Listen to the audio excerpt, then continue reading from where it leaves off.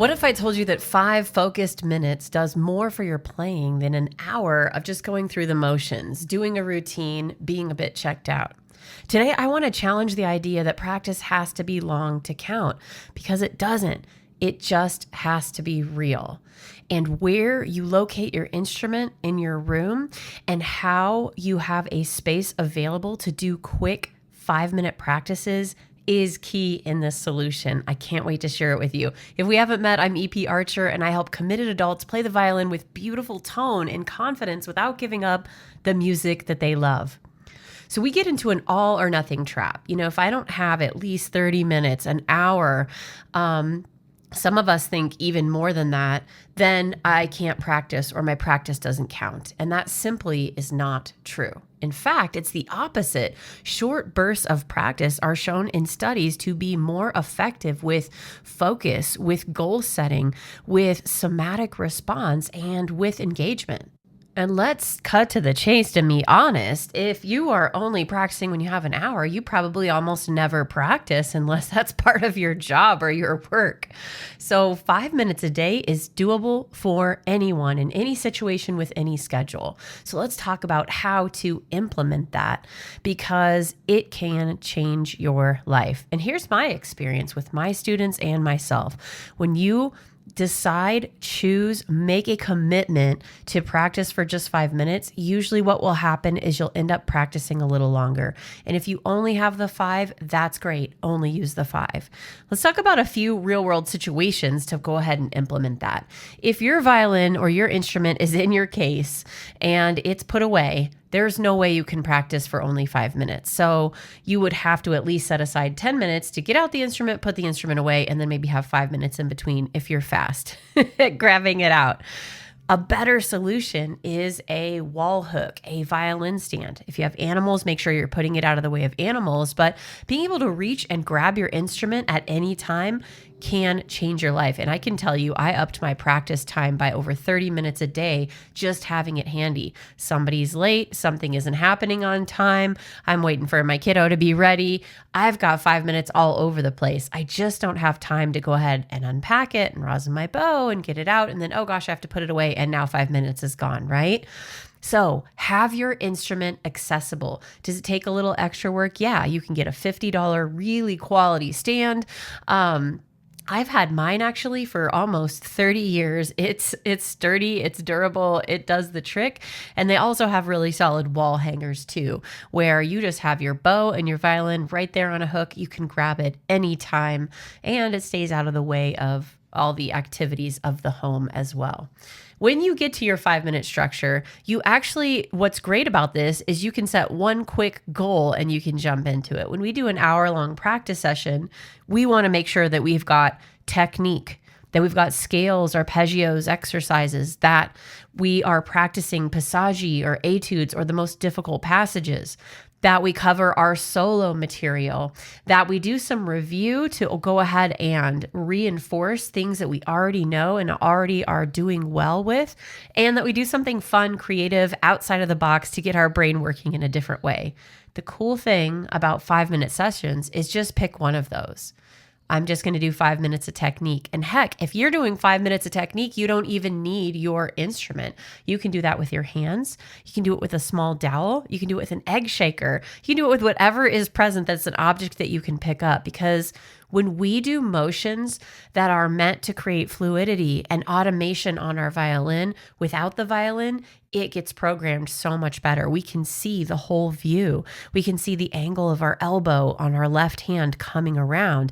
We can see that line between the knuckle, wrist, and elbow to make sure we have a straight line. We can make sure it's tucked under and not sticking straight out. We can look at the wrist angle, and then we can do an arm motion, a wrist motion, a finger motion, and we can do the same with the right hand, forming the bow hold in the air, being able to form the bow hold on a pencil, holding an egg shaker and doing simple bow strokes, and then putting them together. Having a mirror, being near a mirror, means you can practice for 5 minutes and be very effective. And even if you don't have a mirror, doing this technique practice can be super effective. Let's say you pick scales. 5 minutes is great because you can start with a slow bow.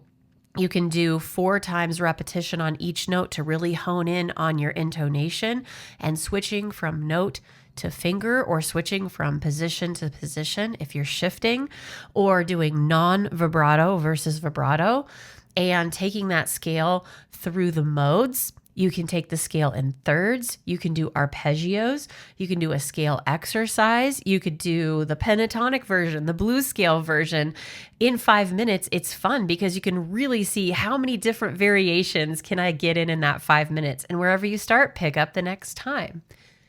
If you select a passage or etude or an intense exercise that's helping you to achieve something in a solo, 5-minute practices are great because that's usually the hardest brain work and usually something that we are trying to somatically align with mind, heart, and body, not just go through the repetitions mindlessly, but to be able to integrate it in a way that feels automatic, in a way that feels good to our body. So if it's a difficult shift, we want to hone in on the sound, the distance, the departure finger, the arrival finger, and practicing it all those different ways, singing it, audiating it, practicing it from each finger that is participating in the melody, and then putting it all together. And it's amazing that you can really get an intense, great practice of an exercise etude or a passage of your piece that you're trying to improve in 5 minutes, because your brain automatically goes, oh, we get a break in 5 minutes. We can work really hard. When we sit down for an hour to practice something like that, our brain is like, oh man, this piece and the shifting and the intonation just always goes out when I go to the fourth position. All of a sudden, there's all of this resistance. There's not resistance for 5 minutes. There's just resistance to go ahead and commit and to get started. And you can do that. Set an alarm, set a noise, bing. Okay, it's 5 minutes right here. And like I said, make sure you have your instrument out because that is key. Now, if you're working on a solo for that 5 minutes, what you want to do is pick one phrase or one section that can be played in, let's say, 30 minutes or less, and you want to pick one improvement goal. Maybe I'm working on my string crossings over a passage that has several string crossings. So I'm going to play this phrase. First, I'm going to play 4 times on each note, nice and slowly. I'm going to pay attention to my body, and I'm going to feel the buzz in my left hand and make sure my thumb is relaxed and tapped. And then in my right hand, I'm going to make sure that that bow stroke is connected and smooth and that my bow hold isn't gripping in any way, that I'm pronated when I need that arm weight and supinated when I need that pianissimo kind of sound. Then I'm going to go through 2 times each note, then 1 note out of rhythm, and then I'm going to do different rhythms with no bowings. If it's normally da da da da da, then I'm going to go da da da da da da da, and then I'm going to go ahead and put in the bowings and the rhythms, and I'm just going to layer. And if you do that, you will have practiced very effectively that goal, meeting one goal on one section in just 5 minutes. And when you pick up that section on a longer practice session or in your next 5-minute burst, it's going to feel easier and more automatic. And that's what we want. If you pick review or something fun or something creative, these can be the most fun 5 minutes. You can literally just turn on Spotify and the song that comes on, let me try to play that by ear or figure out the scale. You can play something that you remember by memory, any part, any passage, even if it's just playing your open strings and getting a good sound, even if it's just playing one note in first position and shifting up to find that note an octave higher, the octave game. You can just do a simple exercise, not have to overthink it, but hey, the goal there is I picked up my violin and I did something, and who cares? I'm going to have fun. I'm going to smile and I'm going to work through it in that way. So I hope this gives you some tangible ideas because 5 minutes really counts. It eliminates brain resistance. It allows you to have a pretty intense focus. And you might find that at the end of the 5 minutes, you want to go for 10, and that's great. So plan in your schedule Or let it pop up or set alarms, do a Google Calendar, whatever helps you to be accountable, and see how many 5-minute sessions you can get in. I bet you can change from practicing only 1 or 2 times a week to practicing almost every day if you use this technique. And if you're already practicing daily, you can break it up in a way that it's fun and in a way that gets you closer to your goals faster than you ever could practicing hour at a time. So to implement this in 5 minutes, all you need is to set a timer, be accountable, come pop into our group and let us know that you're working on this. Facebook.com/group/adult violin. You can finally feel different about your playing. You can have that beautiful tone, confidence, and fun doing intricate, hard things on the violin, because your best sound and your best music is on the other side of an easy 5-minute practice block. And I can't wait to see you there.